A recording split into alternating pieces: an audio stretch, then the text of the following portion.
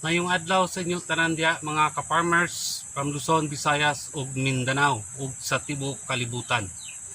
So ani ana pud ta karon mga ka-farmers sa ato ang mini nursery sa atong similya nga kalamansi. Nadismaya ko mga ka-farmers sa akong gibuhat sa akong similya. Sayang kaayo kay akong gi-experiment. Sayang, dakog sayang. Uy, ipakita ninyo unsay nahitabo sa ako ang similya nga kalamansi. So last October 2024 mga ka-farmers, naghimo ko og similya nga marketed na. Turok na siya, buhi na unta. Mao kini ang nabilin. So sa 100 ka similya akong gibuhat, ang nabilin karon naa lang sa 50 ka buok maunik mga ka-farmers. So unta ma-transplant na nako ni siya next month, January 2025. So sayang kayo mga ka-farmers. So mao na lang ni nabilin 50 ka buok. So ang nahitabo mga ka-farmers, daghan kayo ang nangamatay tungod akong gibutangan og fertilizer. Akong gitunaw diari, butangan og tubig. So 1/4, then kulang siguro sa tubig akong gibutang mga ka-farmers. So gitunaw nako 1/4 la, then gipuno nako ang 1.5 nga tubig. So akong gibubo siguro na sobraan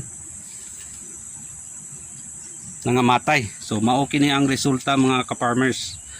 Daghan na unta mga ugat niya mga ka-farmers. Parehas sinani. Ugat na siya. Daghan na kayo ng ugat. Buhi na to mga ka-farmers. So akong gibutangan og fertilizer niadtong November. So mao kini ang nahitabo. So di ba sayang kayo mga ka-farmers, pero okay lang. Tanawa mga ka-farmers, okay na unta ang iyang ugat kaso nangalaya. So daghan siguro ang fertilizer akong nabutang, nasubraan. Kasi ani isa mga ka-farmers napay dahon pero nangalaya na iyang sanga. So kanina lang nabilin sa 100 ka similya akong gibuhat. So wala tay mahimo, mao magyud mahilig manggud ta sa experimental. So karon mga ka-farmers, so wala na ko gabutang og fertilizer. Kani nani sa 200 ka buok. Wala na ni, kana na siya na sa 3 weeks mga ka-farmers. So okay na, wala na siya galaya. So sa akong paglantaw mga ka-farmers, buhi na ni siya. Pero naayuban na, pero buhi gyapon mga ka-farmers. Ni na 3 weeks, 2 weeks to 3 weeks na ni mga ka-farmers. So okay ang resulta sa atong gibuhat nga similya karon bag-o. Nga bulak na siya mga ka-farmers. So dili pa nato pwede itanom kay wala pa siya, ang iyang ugat wala pa kayo na develop. So dili pa nako ni pwede itanom. Siguro mga March, February or March, end of February or March 2025 ang itanom na nato ni sa ato ang farm.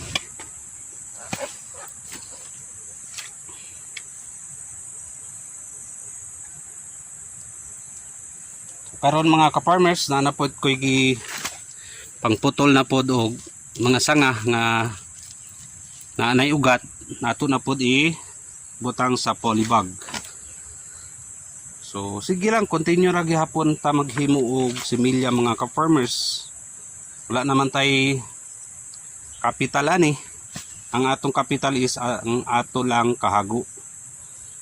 Okay lang gihapon, continue ra gihapon masin kapoy mao man atong gipangita. Walay trabaho nga dili kapoy mga ka-farmers.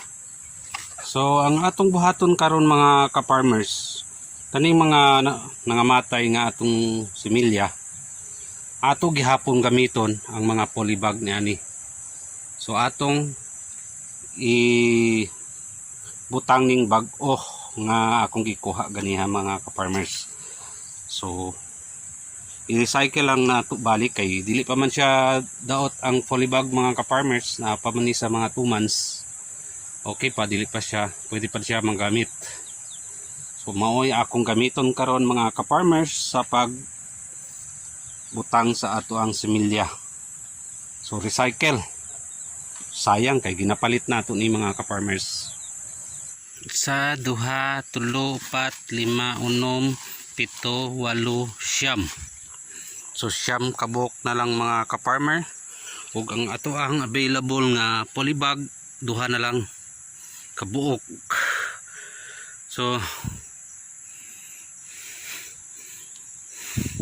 kulang og 7. So ugma na pud ni ako na lang ni butang sa balde. So ugma na lang nako ni tiwason mga ka-farmers kay ang oras nato alas 5:20 na sa hapon. So tiwason na ako niyang 2 na pa di isa dito mga ka-farmers pero wala yuta. So ugma na lang na ako tiwason. Gikapoy ang tao mga ka-farmers. So akong nabuhat karon mga ka-farmers, 25 ka-farmers. Ika-30 taon ta tong dito sa sulod. So ugma na lang ang nabilin, 7 kabok, 30 kapin. Tamandinhin na lang akong video karong adlaw mga ka-farmers. So kita-kits na lang ta sa ubos nga video na ako nga i-upload mga ka-farmers. Daghan salamat mga ka-farmers.